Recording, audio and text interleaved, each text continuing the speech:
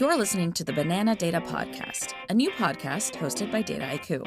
I'm Triveni. And I'm Will. And we'll be taking you through the latest and greatest in data science without taking ourselves too seriously. In today's episode, we're going to focus on the future of AI, from the impact of today's models on tomorrow's data, the switch to Python 3, and the policy implications of machine learning.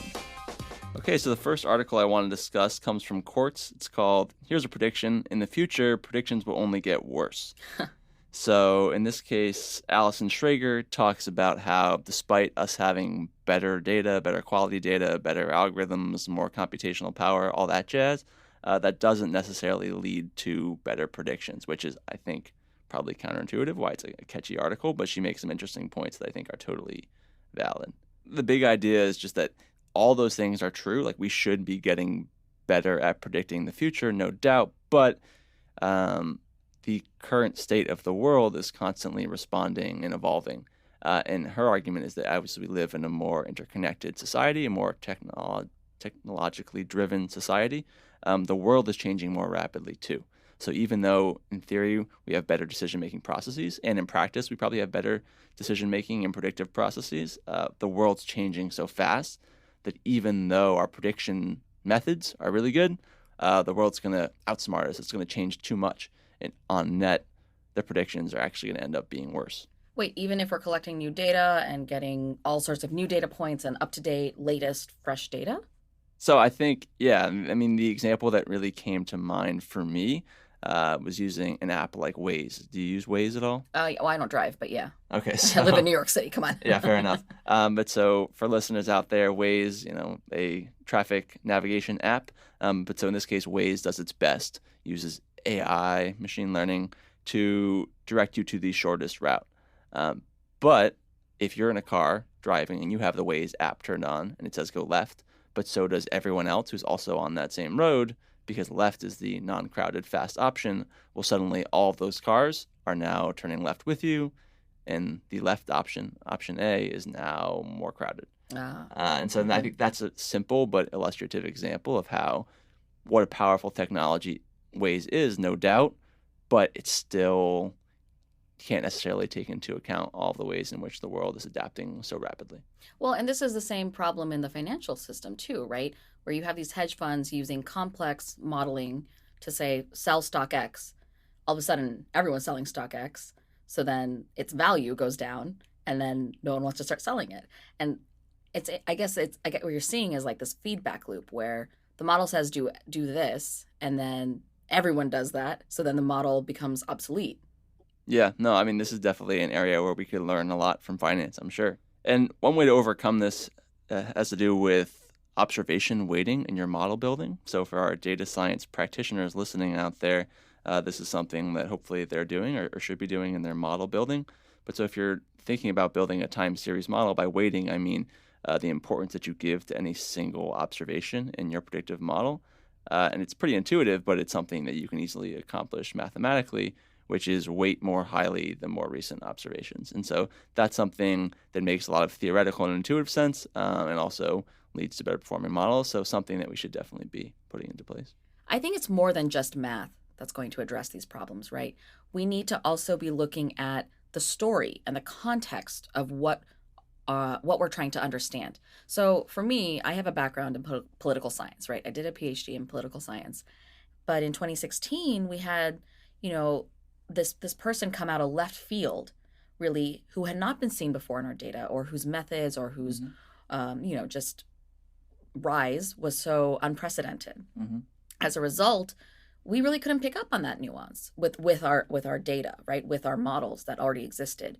And in fact, those who were willing to sort of rewrite the script or rewrite what it meant in the data to have this sort of brand new factor were the ones who were better at actually catching or picking up the right prediction of that or the right outcome of that election. So I hope that moving into the future, we're not just saying, okay, well, we're going to weight our observations differently or we're going to do, this mathematical modeling, but we're also going to make sure we as data scientists and we as practitioners are keeping the context and the nuance of what's going on in the real world in mind to better understand and make use of our models. Yeah, no, I think that makes a lot of sense. People have spoken before about big data and the death of theory. We just can look at the data for answers, and we don't need this theoretical framework. And I think what you say is totally correct. We still need theoretical underpinnings for our mathematical models. So for sure. But what's something else that could make our model predictions bad? What? If our code breaks. Oh boy, I've had that happen. Yeah, me too. Definitely written plenty of buggy code in my time. But I wanted to talk about an article written by Vicky Boykus called Python's Caduceus Syndrome. Oh, what is Caduceus? Caduceus was the staff carried by Hermes way back when. And so this staff is special because it's entwined with two different snakes. Oh. Okay, and so these snakes, they crawl up the staff, and at the top, one snake has a head that looks forward, and one snake has a head that looks back. Okay, so this is the medical symbol, right?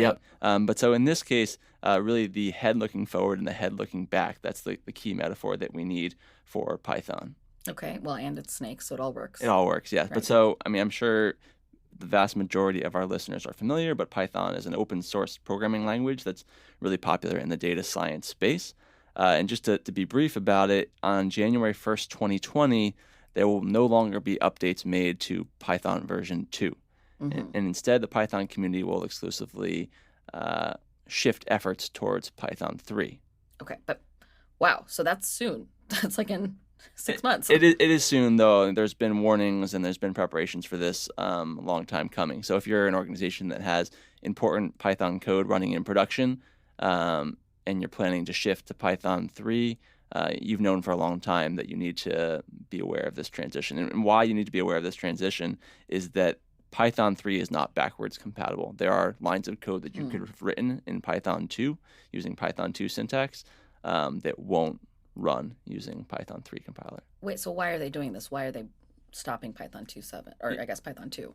Yeah, so that's a great question. Some of the details here are lost on me because my knowledge of Python only goes but so deep. But in general, the argument that Vicky makes here is that Python 2 was a great language. It was easy to learn. It brought on a lot of practitioners, both individuals and large organizations. And so because of that, because Python 2 has become so popular, the Python development community said, hey, let's keep this success rolling. Let's make Python 3 the best language in the world so we can have new users use it, but we can also have the biggest, baddest organizations in the world running all their production code in Python. And to achieve that, there are some details that they've decided to include in Python 3 that were absent from Python 2. Wow. So it's going to redefine the language altogether. I wouldn't say altogether, but they're going to make some shifts for sure. But so this is, the point of the Caduceus Syndrome is that, should the Python community look back and say, hey, there's a lot of code that already exists that's been written in Python 2. Should we really make sure that, we're not making breaking changes to the language? Should we make sure that we're prioritizing what already exists? Or should we be the snake that looks forward and say, look at all that Python 3 still has to do, that Python 3 still can do in the future, and should we really optimize this language to be the language of the future? So I imagine there's debates, right? Because nothing's ever simple. And so I'm guessing that there's people who are pure Python 2 and those who are, no, we got to go forward. What's the real debate here now? You're exactly right, Triveni. Guido van Rossum, who's the Python BDFL. What is a BDFL? Or I guess I misspoke. He's no longer the Python BDFL. So BDFL is the benevolent dictator for life. Oh. And so Guido is the individual who's often credited with creating the Python language. So a pretty nice feather in his cap for sure. But there was a debate about some changes in syntax between Python 2 and Python 3. And again, my understanding, I don't want to upset anyone here, but my understanding is that this debate about syntax changes was just a heated debate that caused Guido to, I think, become a little bit dispirited and decide that, the politics of this and had become too much and to step down from that benevolent dictator position. And so this is something that you see a lot in open source communities where success is great. The product or the technology grows and grows and gets bigger and bigger and more users and more developers. And that's all awesome. But then when you have so many people, everyone has a different viewpoint. Everyone wants something different. Some people want the snake to look back. Some people want the snake to look forwards. And so you're totally right that I think Python community is also experiencing some of this turmoil. Yeah, I mean, definitely, right? It's similar to how startups also grow, and people's visions change, and what the investors want or whatever it is will dictate the future. I'm curious to know what the future is going to look like for Python, right? So if Guido has stepped down, is it ruled by committee now? Is there a new BDFL? What's the vision really? Yeah, I mean, I think that open source technologies kind of have their own ecosystem of political management and how they have a hierarchy and they make changes. And obviously people who inhabit the world of GitHub can go and kind of see on the message boards and the branches and the pull requests what this all looks like. So I'm not exactly familiar with Pythons, but I think you're right that in general this idea of open source governance is something that still not necessarily a solved problem. Yeah, especially since Python, especially the certain packages for machine learning, underpin so many of existing, practices and models. I know that I work with sklearn packages all the time to do predictions. And so I want to make sure that what I'm using is being governed and updated in a way that's reusable, right? That I'm not stuck with, okay, now this thing's going to break because, we couldn't decide how to keep it up to speed. Yeah. So we'll see, but definitely I think you and I both have a big stake in Python's success. So yeah, I'll just wish it well for its future. Yeah, and I'm going to go and fix my code now to be ready for Python 3. Sounds good. Now it's time for In English, Please. This is the segment of the show where we break down complex data science topics. And last week, we were talking a little bit about GANs, and I think that's something where definitely for me and probably many of our listeners, we could benefit from a little bit more clarification. So, Triveni, I was wondering if you could explain GANs to us all in English, please. Sure. So everything you need to know about GANs is in the title. GANs is an acronym that stands for Generative Adversarial Networks, right? And so the 3 words there actually tell you what you need to know. So the first thing is that these are neural networks. And what they're doing is creating a distribution of data, or they're mimicking data that can be text, image, or even plain numbers, in the idea of generating new points that are, in theory, indistinguishable from real data. So, for example, there's this website called thishumandoesnotexist.com, right? And if you go there, you'll see photos of people. None of those people are real. All of those images have been made by a model using GANs. Okay, so what did GANs do to make these people? Well, in a general adversarial network, there are 2 neural networks, and they're adversaries of each other. So we have one network that's the discriminator, and that's very similar to what we already are familiar with in terms of classification. Here's some data. Predict for me whether or not this picture of a person is a real person or not a real person, right? That's the model that's going to say, okay, yep, I'm seeing that. Yep, I'm seeing a real person. No, I'm not seeing a real person. And then you have the second network, which is the generator. And that's the network that's actually creating these fake images. So the generator is creating a fake image of a person and feeding it into the same data that the discriminator is looking at, right? So we're adding in fake images into a data set of real images. And the discriminator is judging, yep, this is human, this is not human, or real or not real. And the generator in turn is seeing what the discriminator is saying and updating itself to better fool the discriminator, right? And so they're adversaries in that the discriminator wants to suss out the fake data, and the generator wants to fool the real data. And so the idea here is that we're using these GANs, one, to create different models of, or different distributions of data that we can then use to maybe do some better forecasting. This is very common in the financial services, and as we were talking about earlier, or in the case of these images, which also then kind of raises questions around, well, what's real, what's not real? If a model can't distinguish it, can we distinguish it?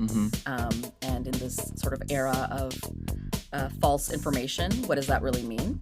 But essentially, the GAN model is working against itself to improve the data that it is producing for you. So it's not really predicting something for you. In fact, it's actually creating a distribution of data for you then to work off of. Cool. All right. Well, thanks for explaining that in English. You got it. So, Will, before we head out, I want to talk about one last article today, and it's called "How a Feel-Good AI Story Went Wrong in Flint." Right, and this was written by Alexis Madrigal in The Atlantic, actually. And so I don't know if you're familiar with the Flint, Michigan crisis. I would say to some extent, yeah, aware of it. Sure. So what's going on is that in 2004, the city redirected where it was getting its water from.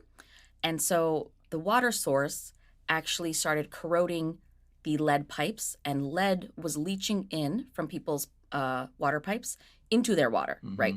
And lead is not good to drink. And so the city needed to go through and replace all of those lead pipes with copper, right? But it's not that simple. It never is. The records on which homes have lead pipes were really messy and incomplete, and it was going to be expensive to have to dig into every single home to look for lead or copper pipes. Makes sense. So in 2016, there was these volunteer computer scientists who worked with funding from Google, actually, to create a model to predict which homes have lead or copper pipes. And they did so using a cheaper system called hydrovacking. So they were able to use hydrovacking to test out a bunch of different homes for lead and be able to feed that data back into their model to create a prediction for, okay, these homes do have lead, these homes likely don't have lead. So they found actually that the age of the house, the location, and the value were most predictive in finding lead pipes. So once that model was built, in 2017, the city was able to replace 6,000 pipes in homes across the city. So they excavated around, I think, 8,300 pipes, and of those, over 6,000 were actually lead that needed to be replaced. So they had about a 70% accuracy rate. Okay. So it was all really good. That sounds pretty good. So far, so good? What's Yes. the problem here? So yeah, where did it all go wrong, Yeah. right? Well, so in 2018, a new firm was brought in by the city to really amp up the replacements, right? They were going to go in and like dig in and just get everything sorted out. Except the company chose not to use that model anymore. So what happened was the group that was working with the city in 2017 left around October, and the new company didn't come in until the end of 2017, around December. So they came in, there was no overlap, there wasn't any sharing, and the new company came in and basically said, all right, we just have to start at ground zero.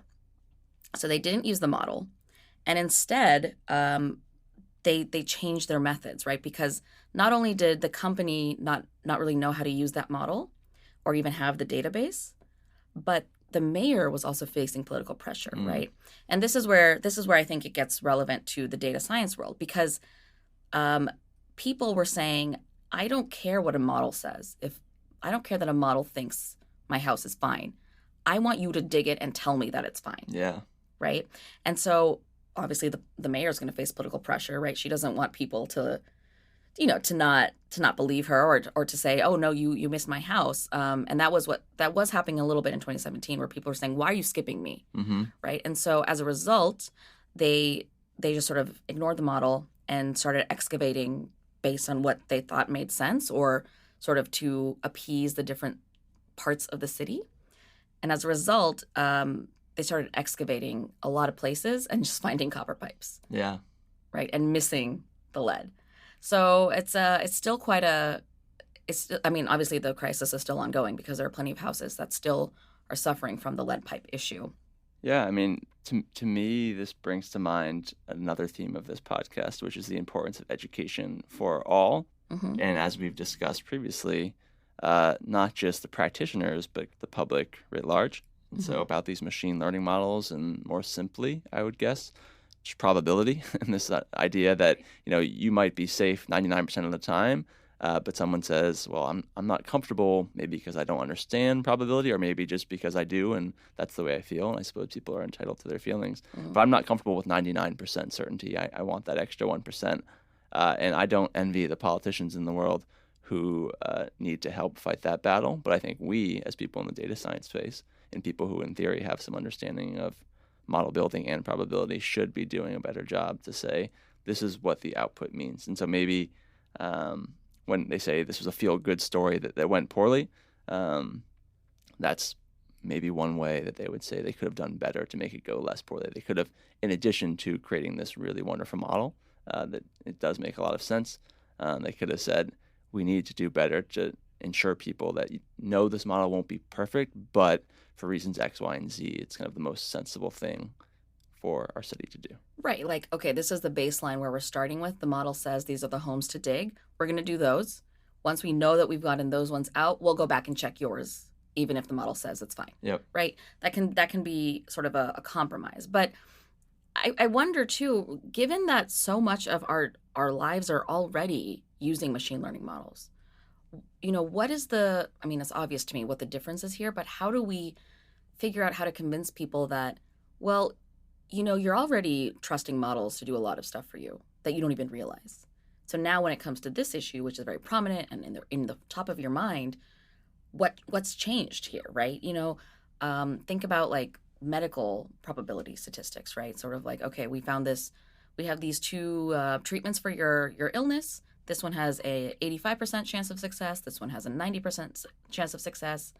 People are going to say, okay, give me the 91, right? But they're not arguing, no, I don't want any treatment unless you give me 100% accuracy on this or 100% chance of success. Yeah, but I think it's more, to my mind, it's more the lack of knowing. So to explain what I mean by that, we don't yet have these driverless cars where there's a 99.99% chance it's going to be fine, but I know if I'm driving that I'm in control, and even though there's realistically a much higher chance for me to make a mistake, I just know I have the control. So this is similar to what we see, I think, in the medical world, where a lot of people choose to opt into high-cost testing, where we're pretty sure, based upon historical probabilities, that you don't have this issue.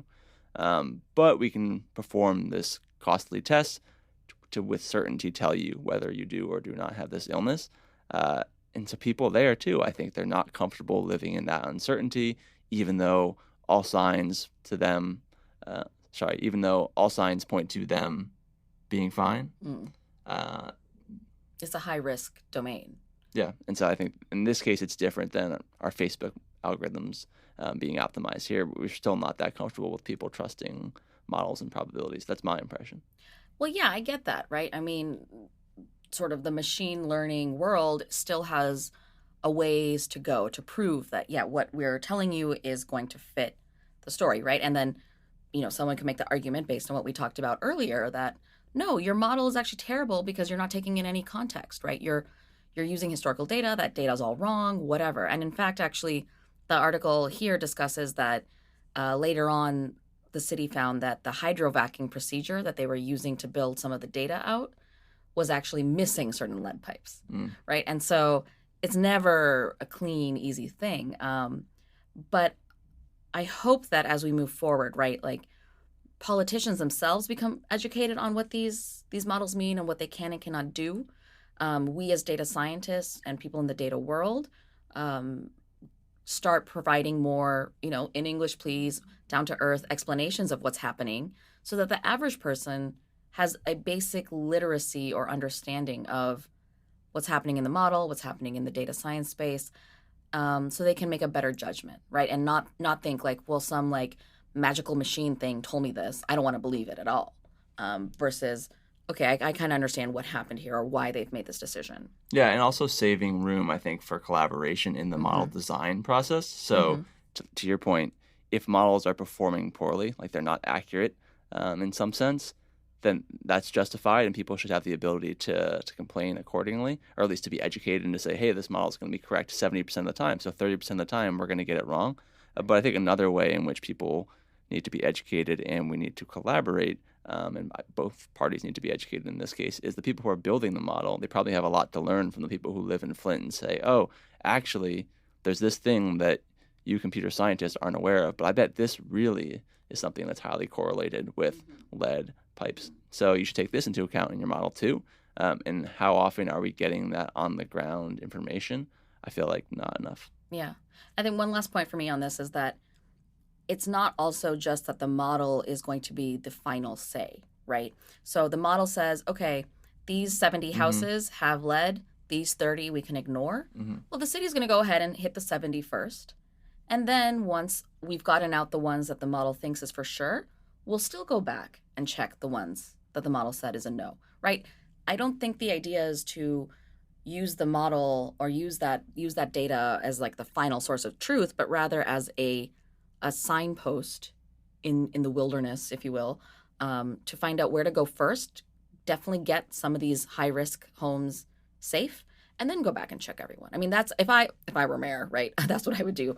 Again, it's not an easy task to balance all these different political forces and people and city council and all of that. So it brings us back to the centaur decision making that we discussed last time. So again, right. For listeners, if you missed episode 3, go back and check out centaur decision making. Great. Thanks, Will. All right. Thank you. Okay. Before we head out, banana fact of the podcast. So, according to the Guinness Book of World Records, in 2001, a bunch of bananas took the title of, quote, largest bunch of bananas, and it actually held 473 individual bananas and weighed 287 pounds or 130 kg. And it was actually grown in the Canary Islands. Wow, that is quite an outlier. It is indeed. That's all we've got for today in the world of banana data. We'll be back with another podcast in 2 weeks, but in the meantime, subscribe to the Banana Data newsletter to read these articles and more like them. We've got links for all the articles we discussed today in the show notes.